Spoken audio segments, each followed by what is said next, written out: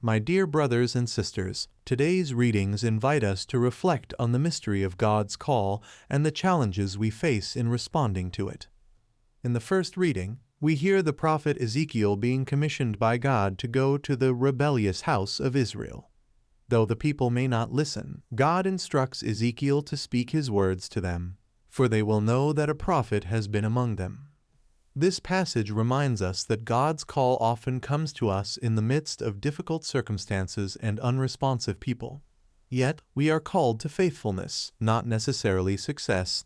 Our task is to speak the truth with courage, even when it is rejected. The psalmist captures this sentiment, lifting his eyes to the Lord, the true source of his help, even as he faces the scorn and derision of those around him.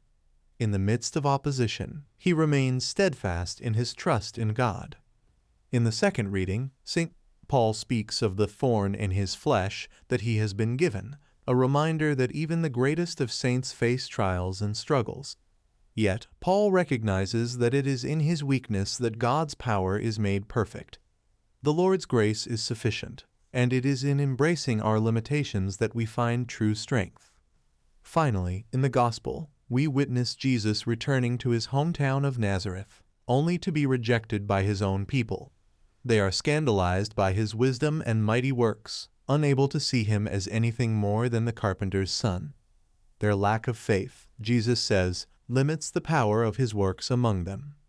This passage reminds us that even the Savior of the world faced opposition and rejection.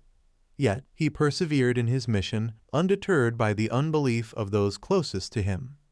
My friends, these readings challenge us to reflect on our own response to God's call. Do we, like Ezekiel, have the courage to speak the truth, even when it is unpopular? Do we, like the psalmist, maintain our trust in God, even in the face of derision and scorn? Do we, like St. Paul, embrace our weakness, knowing that it is in our vulnerability that God's power is made perfect? And do we, like the people of Nazareth, avoid limiting the work of God in our midst by the narrow confines of our own expectations and preconceptions? The journey of faith is not always easy, but it is one that leads to the fullness of life. Let us, then, embrace the call of God with humility and courage, trusting in His grace to sustain us, even in our weakness. For it is in our weakness that the power of God is made manifest.